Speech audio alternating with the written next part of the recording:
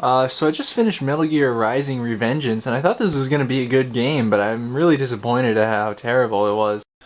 Alright, so I'm not going to excuse this game because it was fun or whatever, because many bad games can be fun, and that's the case with Metal Gear Rising. It's a bad game, but it's kind of fun. Um, so I guess I'll just list off what I thought was bad about this game, and some of these are objective facts, like the combat. What I'm about to say. I thought the combat was pretty shallow.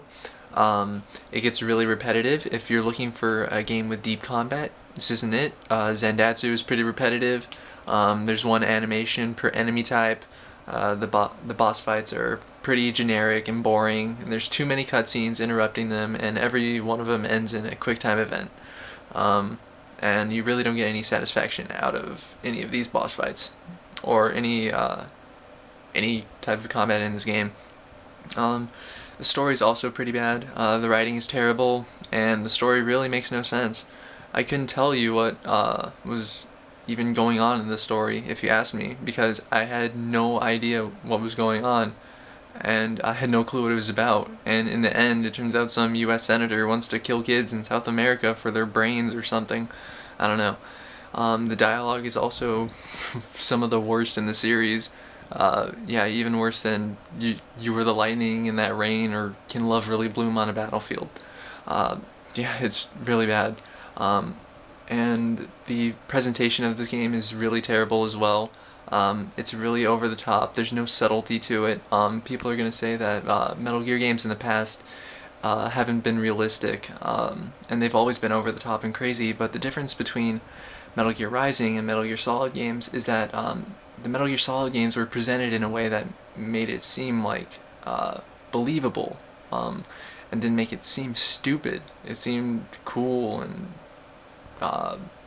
realistic, even. Then there's also the length. It's a pretty short game, lots of padding to artificially extend the gameplay length, and with things such as cheap boss fights that last forever and don't really work.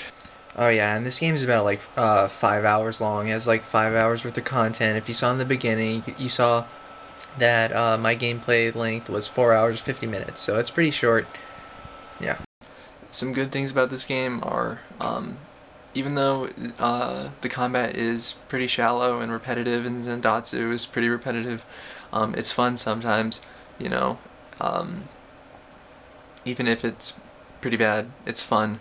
The soundtrack is pretty cool sometimes as well, during the boss fights.